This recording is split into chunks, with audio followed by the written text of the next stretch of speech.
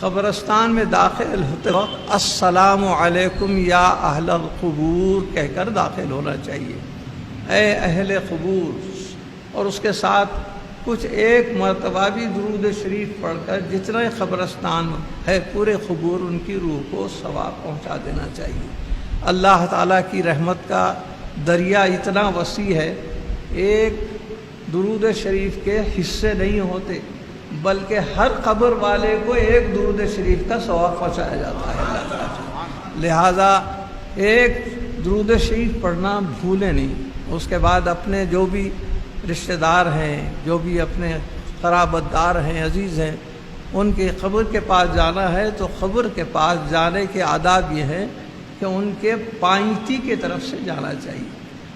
پائنتی کی طرف سے اس لیے حدیث شریف میں ہے، طی الفراسخ میں لکھا ہے کہ بندہ مر جانے کے بعد بھی اس کی روحانی، اس کا شعور، احساس برقرار رہتا ہے، کون خبر پر آ رہا ہے اس سے بھی وہ واقف ہے۔ یہاں تک کہ حضرت نے لکھا ہے کہ کسی کے قبر پر کوئی پرندہ بیٹھ جائے تو اس قبر والے کی روح کو اس کا احساس ہوتا ہے کہ یہ پرندہ نر ہے یا مادہ ہے اور کون سے رنگ کا ہے، یہ تک اس کو معلوم ہوتا ہے۔ لہٰذا قبر پر جانے والے سرانے سے جائیں گے تو اس کو آنکھیں پلٹا کر دیکھنے میں تکلیف ہوگی، لہٰذا پائنتی کی طرف سے آنا چاہیے۔ اور آ کے کھڑے رہنا تو ایسا لوگوں کو معلوم نہیں، جیسے نماز میں قبلے کے طرف منہ کر کے کھڑے رہتے ویسے کھڑے ہو جاتے، ویسا نہیں ہے، بلکہ اس مزار والے کے سینے کے سامنے اس کی طرف ہی منہ کر کے قبلے کو پیٹ کر کے کھڑے رہنے کا حکم ہے۔ یہ آداب زیارت ہے، کیونکہ ہر ایک کو دفن کرتے وقت اس کا چہرہ، منڈی قبلے کے طرف کر دی جاتی ہے۔ تو آپ کیسے کھڑے رہیں گے؟ جب اس کے سامنے کھڑے رہیں گے تو آپ کا چہرہ، اس کا چہرہ دونوں ایک دوسرے کے مقابل ہو جائیں گے۔ اس لیے سینے کے پاس کھڑے رہ کر دو بدو قبلے کے طرف پیٹ کر کے کھڑے رہنا چاہیے۔ اس کے بعد سورہ فاتحہ، سورہ اخلاص، سورہ یاسین جو بھی پڑھنا ہے پڑھیے، دعائے مغفرت کیجیے۔ اگر وہ ماں باپ کی خبر ہے تو ماں باپ کی زیارت کرنے والے اولاد کی بھی بخشش ہو جاتی ہے، مغفرت اس کی بھی ہو جاتی ہے اور ماں باپ کی بھی ہو جاتی ہے۔ عالمگیری کے فتاوی عالمگیری میں ایک حدیث کی دعا لکھی ہوئی ہے کہ اگر کوئی شخص اپنے رشتہ داروں کو چھوڑیے کوئی غیر آدمی کے بھی سینے کے پاس کھڑے رہ کر یہ دعا پڑھے، اگر اس پر 40 سال سے عذاب نازل ہو رہا ہے تو اس دعا کے پڑھنے سے فوری اللہ تعالیٰ روک دیتا ہے۔ اس دعا کا بھی ہم نے اس کے اندر تذکرہ کر دیا ہے، اس کے اندر بھی موجود ہے۔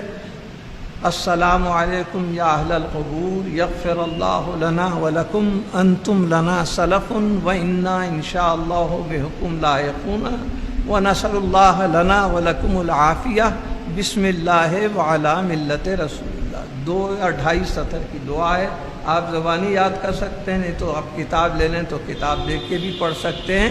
40 سال سے اگر اس قبر والے پہ عذاب مسلسل نازل ہو رہا تھا تو اس دعا کے پڑھنے سے اللہ تعالیٰ اس دعا کی ایسی تاثیر ہے کہ فرشتوں کو حکم دیتا ہے کہ بندے پہ فوری عذاب کو بند کر دیا جائے۔ اس طریقے سے اپنے ماں باپ، عزیزوں، رشتہ داروں کی قبر، اب اس کے اوپر لوگ پھول چڑھاتے ہیں۔ پھول چڑھانے کی کیا وجہ ہے؟ بعض کہتے ہیں کہاں ہیں حضرت؟ مکے میں پھولا ہیں کیا؟ مدینے میں پھولا ہیں کیا؟ بغداد میں پھولا ہیں؟ بھائی پھول کیا چیز ہے اس کو دیکھنا چاہیے۔ دراصل بخاری شریف کی ایک حدیث ہے کہ سرکار دو عالم صلی اللہ علیہ وسلم ایک صحابی کو دفن کرنے کے بعد جب مٹی پوری ہو گئی تو آپ نے فرمایا کہ کوئی ایک تازہ جھاڑ کی ڈالی لے کر آؤ، تو فوری صحابہ بھاگے، ایک ڈالی لے کے آئے۔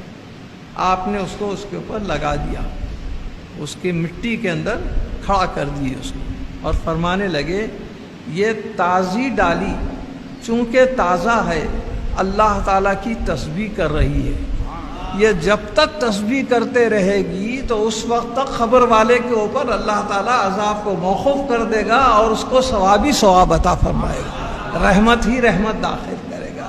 تو دیکھیے اس ڈالی کا یہ ثبوت موجود ہے کہ ہم ڈالی کے بجائے پھول چڑھا رہے ہیں۔ پھول بھی تو اسی کی قسم ہے، آپ سبزہ پھول چڑھائیے یا کوئی ڈالی چڑھائیے، یہ سب تازی چیزیں ہیں۔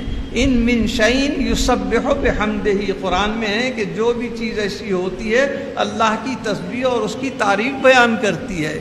تو اب اس طریقے سے پھول جب تک رہیں گے اس وقت تک کے برابر تعریف کرتے رہیں گے، تسبیح کرتے رہیں گے، اس سے فائدہ قبر والوں کو رہے گا۔ اور اس حدیث سے یہ بھی ثبوت ملا کہ اگر پھول اور ڈالی کی تسبیح سے قبر والے کو فائدہ ہو رہا ہے تو انسان کی تسبیح سے فائدہ کیوں نہیں ہوگا، اس سے بھی اور زیادہ فائدہ ہوگا۔ لہذا